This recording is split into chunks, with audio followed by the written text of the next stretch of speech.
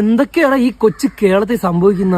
എന്തൊക്കെയാ എന്താ പറ, എനിക്കറിയില്ല. തനിക്ക് രാഷ്ട്രീയം പറഞ്ഞാ മനസ്സിലാവൂന്ന് എനിക്കറിയില്ല. പറഞ്ഞോളൂ. ഹിന്ദുത്വ സംഘപരിവാർ ബെൽറ്റ് അടുത്തൊരു പ്രൊപ്പഗണ്ട എലിവാണം അവര് പടച്ചു വിട്ടിരിക്കുകയാണ്.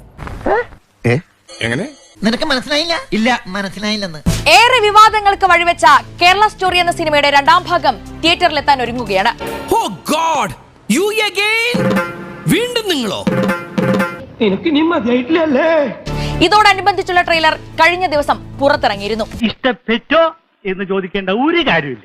ഇഷ്ടമാവും, എനിക്കറിയാം. ആ മുഖത്ത് എനിക്ക് മനസ്സിലാവുന്നുണ്ട്. വിദ്വേഷ പരാമർശങ്ങൾ ഉൾക്കൊള്ളിച്ചുകൊണ്ടുള്ള ട്രെയിലറിന് വ്യാപക വിമർശനമാണ് ഉയരുന്നത്, പ്രത്യേകിച്ച് കേരളത്തിൽ നിന്നും. എതിർപ്പുകൾ ഞാൻ പ്രതീക്ഷിക്കുന്നുണ്ട്. ഇതുകൊണ്ടൊന്നും ഞാൻ തളരില്ല. നിർബന്ധിത മതപരിവർത്തനവും കേരളത്തിൽ നിന്നുമുള്ള യുവതി ബീഫ് കഴിക്കാൻ വിസമ്മതിക്കുന്നതും ബലം പ്രയോഗിച്ച് കഴിപ്പിക്കുന്നതുമെല്ലാമാണ് വിമർശനങ്ങൾക്ക് കാരണമായിരിക്കുന്നത്.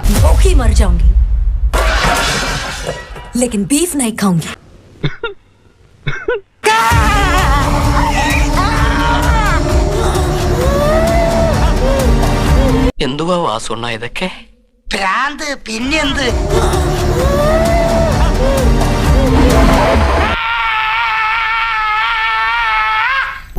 ഇത്രയും പേടിച്ചാ മതിയോ?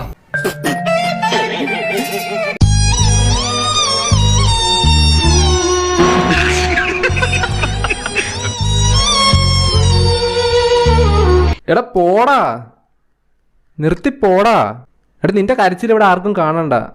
യഥാർത്ഥ കേരളം എന്തെന്നറിയാൻ അണിയറ പ്രവർത്തകർ കേരളത്തിലേക്ക് വരണമെന്നും ആവശ്യമുയരുന്നുണ്ട്. വിവരവും വിദ്യാഭ്യാസമില്ലാത്തൊരു പോങ്ങൻ അടിച്ചതിന്റെ കണ്ണ് ഞാൻ പൊട്ടിക്കും. താൻ ഏതാണ്ടൊക്കെ പ്രസ്ഥാനം എന്ന് പറഞ്ഞല്ലോ. പ്രസ്ഥാനം എന്നുള്ള വാക്ക് മലയാളത്തിൽ തെറ്റുകൂടാതെ എഴുതാൻ അറിയോട് തനിക്ക്? സിനിമയുടെ ഉള്ളടക്കം കണ്ട് ആശങ്ക പ്രകടിപ്പിച്ചുകൊണ്ടാണ് പലരും കമന്റുകൾ ചെയ്തിരിക്കുന്നത്. ഇത് നമ്മളെ രാജ്യത്തിലെ നമ്മളുടെ സ്റ്റേറ്റിനെ ഇങ്ങനെ വന്നിരുന്ന് കൊണയടിക്കുന്നത് എന്തിനാണെന്ന് എനിക്ക് മനസ്സിലാവുന്നില്ല. ഇങ്ങനെ എല്ലാവരുടെ കാര്യത്തിലും കയറി മെഴുകാൻ ഇയാൾക്ക് എന്താണ് അധികാരം? ശരിക്കും വളരെ ഗൗരവമുള്ള കാര്യമാണ്. കേരളത്തിന്റെ പേര് വെച്ചിട്ട് ഇതുപോലെയൊക്കെ കാണിച്ചാൽ നോർത്തിലുള്ള ഭൂരിഭാഗം ആളുകളും ഇതൊക്കെ ശരിക്കും ഉള്ളതാണെന്ന് കരുതും.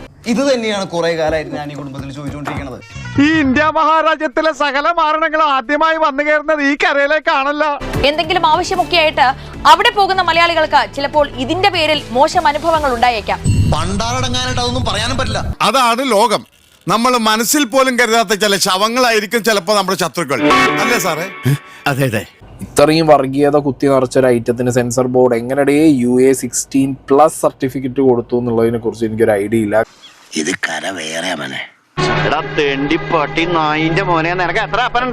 കാരണം നമുക്ക് തന്നെ അറിയാം, ഹാലും Janaki versus state of കേരളയും എന്തിനിപ്പോ Jananayakan വരെ പല റീസൺസും പറഞ്ഞിട്ട് ഈ പല നാറികൾ സെൻസർ ബോർഡ് എന്ത് ചെയ്തിട്ടുണ്ട്, ഹോൾഡ് ചെയ്തിട്ടുണ്ട്, കട്ട് ചെയ്തിട്ടുണ്ട് പല സീനുകളും. അത് ശരിയല്ലെങ്കിൽ ഇതും ശരിയല്ല, അത് മോശമെങ്കിൽ ഇതും മോശമായി. അതെനിക്ക് കുഴപ്പമില്ല കേട്ടോ. ഓ ഇപ്പൊ അവരച്ഛനും മക്കളും, നമ്മള് നായിന്റെ മക്കളും. ഇതാണ് ഇവിടുത്തെ വ്യവസ്ഥിതി. We are living in a very cruel society. ഇവിടുത്തെ ക്രമസമാധാന നില ആകെ താറാറിലായിരിക്കുന്നു. നിപ്പച്ചന് മനസ്സിലായില്ലേ?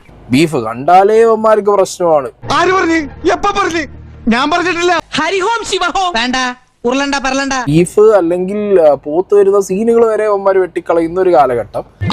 ആര്? ഞാനോ? അതെ, താൻ തന്നെ. ആ ടൈമിലാണ് ഇവന്മാര് the Kerala story 2 UA16+ certificate കൊടുത്തിട്ടുള്ളത്. തീരുമാനിച്ചതിന്റെ പിന്നിലുള്ള ചേതോ വികാരം എന്താണെന്ന് അറിഞ്ഞാൽ കൊള്ളാം. അങ്ങേര് പറയുകയല്ല, അങ്ങേരിക്കണാന്നൊരക്ഷരം പറയുകയല്ല. പറഞ്ഞാ പിന്നെ അങ്ങേരുടെ സ്ഥാനം അങ്ങ് കോത്താഴ്ത്തിരിക്കുന്ന അങ്ങേർക്ക് നന്നായിട്ട് അറിയാം. ഇതൊക്കെ അനുവദിക്കുന്ന സെൻസർ ബോർഡ് അണ്ണനെ ഞാനൊന്ന് ബഹുമാനിച്ചോട്ടെ. നോക്ക്. രാമയുടെ സർട്ടിഫിക്കറ്റും കൊണ്ട് കുഞ്ഞിരാമനാശാനെ വിലക്ക് വന്നിരിക്കുക പാട്ടി.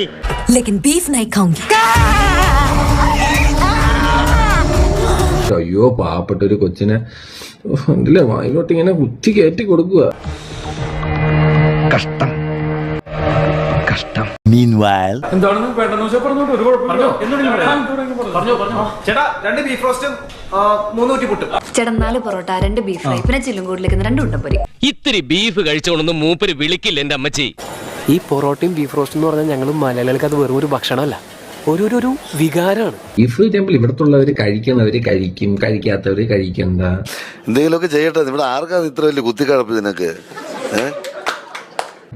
അത് മാത്രമല്ല, ഒരാളെ ഇങ്ങനെയൊക്കെ ഇട്ട് ടോർച്ചർ ചെയ്ത് കഴിഞ്ഞാൽ അവര് ഈ ഒരു റിലീജിയനിലോട്ട് കൺവേർട്ട് എങ്ങനെയാണ് ആവണത്?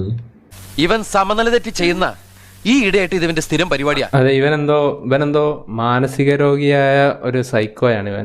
ഇതുപോലൊക്കെയുള്ള മാരണങ്ങൾ എന്റെ തലയിലാണ് വന്നപ്പെടുന്നത്. കേരള സ്റ്റോറി 2 എന്ന പേരിൽ വീണ്ടും കേരളത്തെയും മുസ്ലിം സമൂഹത്തെയും ഏകപക്ഷീയമായി ചിത്രീകരിക്കുന്ന ശ്രമം നടക്കുന്നത് വളരെ ഗൗരവകരമാണ് എന്ന് മറ്റൊരാളും കമന്റ് ചെയ്യുന്നു. ഓരോരുത്തരും ഇത് വായിച്ചിട്ട് തട്ടിമുളിക്കുന്നത് കേൾക്കുമ്പോ തൊലി ഉരിയ എല്ലാം ഞാൻ കടിച്ചു പിടിച്ചോണ്ട് നിൽക്കണം. എനിക്ക് ചൊറിഞ്ഞോണ്ട് വരണം, എന്നെ കൊണ്ട് പറയിപ്പിക്കരുത്. ഫെബ്രുവരി 27 ചിത്രം തിയേറ്ററുകളിലെത്തും. കാമാഖ്യ നാരായണ സിംഗ് ആണ് ചിത്രത്തിന്റെ സംവിധാനം. വേണ്ടി വന്നാൽ ഒരു കലാപം തന്നെ ഇവിടെ പൊട്ടി പുറപ്പെട്ടേക്കാം. സായുധ വിപ്ലവം ഞങ്ങൾക്ക് പുത്രിയല്ല. അവന്റെ അമ്മയുടെ ഒരു സായുധ വിപ്ലവം. ഇവിടെ കിടന്നെങ്ങാനും ഷോ ഇറക്കാനാണ് പ്ലാനെങ്കിൽ കാലിന്റെ ചിരട്ടയും തല്ലി പൊട്ടിക്കും. ആളുകളെ വർഗീയമായി അങ്ങോട്ടും ഇങ്ങോട്ടും തല്ലിപ്പിക്കാൻ വേണ്ടി ഇറക്കുന്ന ഇങ്ങനത്തെ ക്യാപ്സ്യൂളുകൾ കാണാൻ താല്പര്യമില്ല. നല്ല ചേറ്റ പരിപാടിയാണ് കാണിച്ചു വെച്ചിട്ടുള്ളത്. ഒന്നും ഇവിടെ അവസാനിച്ചു എന്ന് കരുതണ്ട, തുടങ്ങണേ ഉള്ളൂ. മാണിക്കായിട്ടുള്ള അംഗത്തിന് ഒരുങ്ങിക്കോ. പട്ടിക്കഴിവരുടെ മാനെ. എന്റെ അമ്മയുടെ ചക്ക കണ്ടുപോടാ.